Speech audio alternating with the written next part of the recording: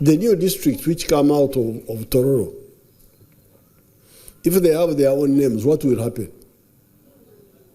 What we want is service to the people.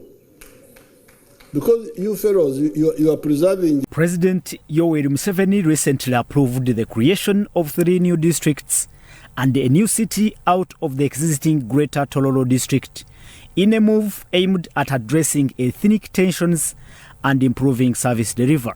Local leaders also believe that the proposed realignment will improve governance and reduce competition over limited administrative resources, which has been a key source of ethnic grievances in the past. But the decision reignites debate on the cost of administration associated with many administrative units, but also the effectiveness of newly created administrative centers in delivering services to the people. This is The Limelight. Good evening and welcome to the program. This is The Limelight and my name is Prince Apollo. We now join Dr. Sarah Birete, and Dr. Sarah Birete is the governance expert, but also a founding member and the executive director for Center for Constitutional Governance, a constitutional watchdog NGO, especially on matters of governance. Let me hear from you, Doctor. Now that the President has approved a decision to cut out of Tororo district 3 more districts and 1 city, what are the implications of this decision, especially the timing, but also the economic situation the country is undergoing? You see, it's evidence that President Museveni runs this country as a one-man show for 40 years. The division of districts is supposed to follow census report. Are the people too many? Is it hard for them to be served under one unit? There should be reasons. In where a moratorium was set by Parliament not to create new districts, it should have been under special circumstances and a collective decision of people with a demand and a justification for new districts. But President Museveni, in his PDM tours, he meets leaders, and because it's a campaign season, he gives out administrative units as campaign gifts. Really? We have a bloated administrative structure in the country that takes away resources meant for service delivery. A creation of a district comes with a new creation, because now Tororo, which was 1 district, is now going to be 4 entities. True. So you need to create salaries for district chairman, vice chairman, CAO, RRDC, a chain of public servants. And this increases the burden. It's also important to note that about 80% of our resources as a country go into administration, not service delivery, not investment like infrastructure and things that a country is supposed to do.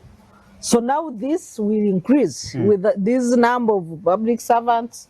Of course, somehow there will be then new constituencies. We don't follow the constitution in Article 63(5), which says that a creation of new administrative structures, including districts, cities, and constituencies, should be done in the first of months of the census. And it should follow a particular quota of a population. So if you say our quota for a constituency, it used to be 30,000 people. Yeah. Now we have constituencies with 3,000 people. We have other constituencies that are too big, like Chira municipality with 400,000 people. You go to entities like Wakso district, you have a district of 3.3 million people. This is the population in a region. So we are not following any procedures. It's just political patronage that determines creation of new administrative units, and this is very unfortunate. From what was discussed between the local leaders and His Excellency the President, they said that this decision is meant to cure the ethnic tensions that have been in the area for a very long time, in Tororo for some time. The conflicts between the Japadolas and their neighbors. But do you find, but also improving service delivery, do you find those reasons really plausible? Do you find them viable? The argument that creation of new administrative units increases service delivery is the biggest fraud that citizens have been treated to in this country. What is service delivery? Service delivery means good roads that what people produce can get to the markets and improve their economic, earnings. Service delivery means hospitals with equipment, doctors and medicine. Yes, every new district comes with a health center. It's not true. But there are health center was before creation of a district. You don't need to create a district for you to do a health center for 3 or a national referral. No.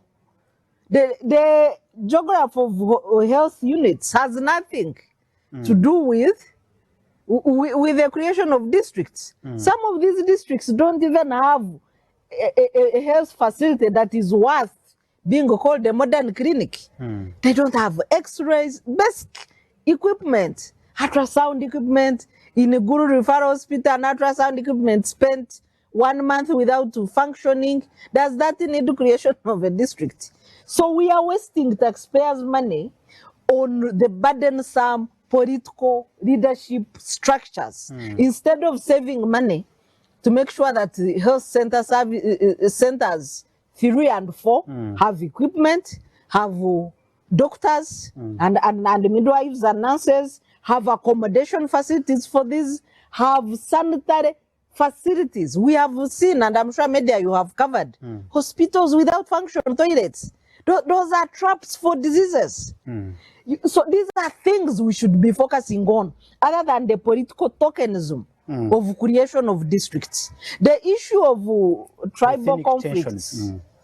Political gerrymandering. If you say you are creating a district for Japadora, a district for Itesot, a district for whoever, you are first of all diluting the national objectives and principles of state policy that command unity in diversity. So you are saying you should have whatever for each tribe. Tomorrow it will be a clan, and you say this is Basita clan, they need their district. We shall degenerate to that. That's really not valid questions. We have had this discussion for some time of, you talked about it, the bloated public administration. Public administration. How do you think we can address it now? Because in this case, there is some semblance of popular demand that the locals have been demanding for this, and even in other districts, it's a lie. Here and where in it Kasanda, exists, they are also misguided. They are also saying they now also want new districts. How best can we address it? Can we address it by either again going to Parliament? How best can we address that? President Museveni uses patronage to keep himself in power. Also, if you follow, most of the areas that are divided into districts and constituencies are areas where NRM has support. And this is political gerrymandering to manipulate numbers.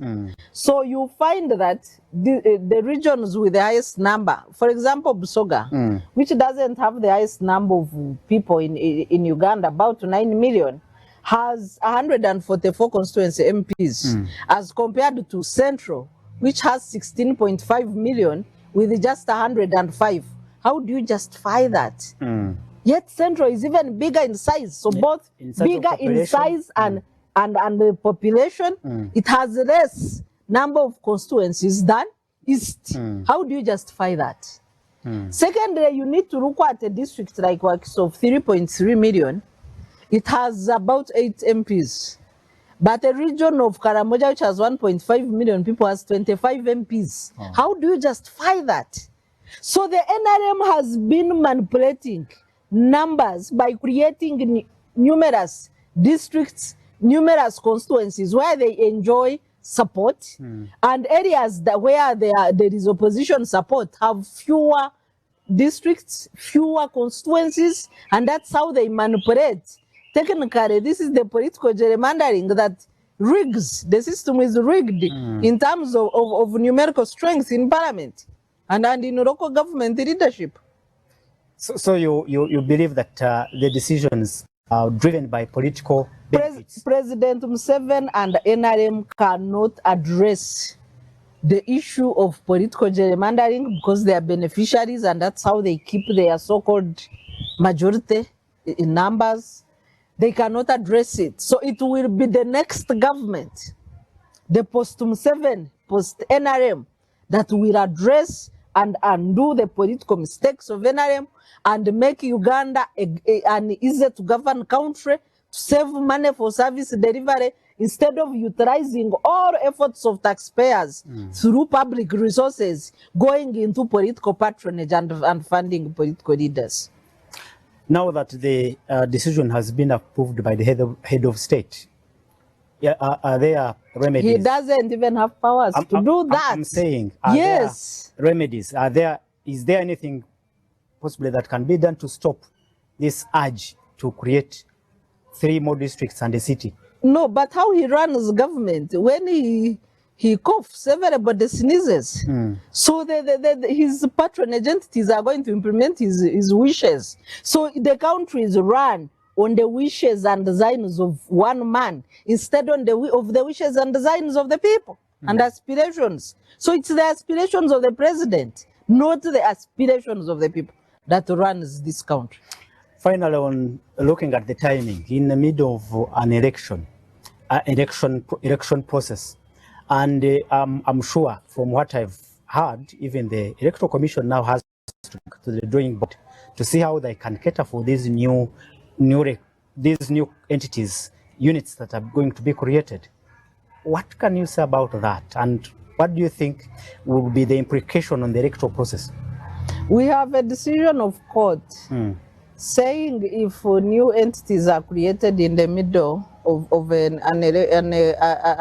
cycle of government, you don't elect leaders until the next election. But now he has created it as an appeasement decision to appease the voters ahead of elections. So Electoral Commission, like I told you, we have state capture. So they have to work backwards to fulfill his wishes. And for him, he has given a political gift. Many people will remember that during voting with excitement, without proper analysis. They think they have achieved something. Some of the new districts have nowhere to sit, no offices, nothing. All of that chaos that is put when we are choking on public debt, 106 trillion shillings in public debt, most of it accumulated for useless ventures like this. We have had new cities launched a few years ago, 2 years ago, and here there's another new city now coming up. Yes. What do you think? No, we can't afford it. That's why the country is choking on public debt. We cannot afford. We are borrowing % of the funds we use. And then we just stamp and say, now even a child born yesterday owes 2.3 million in debt. We are pushing this burden to people, innocent citizens that have nothing to do with this wastage, that have nothing to do with political patronage. And of course, the leadership doesn't care about tomorrow. So long as something keeps them in power today, that's all that they care about. Very unfortunate. Your final comments on the show, Doctor. We are in the season of elections, season of decision making, season of obtaining a new social contract for Ugandans. My call to Ugandans is that do not boycott this election. If you don't agree with what is happening, at least cast a protest vote, but let everyone go out and vote. Thank you so much, Doctor, and thank you so much for your time. You're welcome. Yes, that's it from Dr. Sarah Birete. And Sarah Birete is a lawyer, but also a governance expert, the executive director for Center for Constitutional Governance. My name is Prince Apollo. Let's catch up again next Friday in another edition of The Limelight. And let's also wait to see how all this pans out. Good evening, God bless you, and God bless Uganda.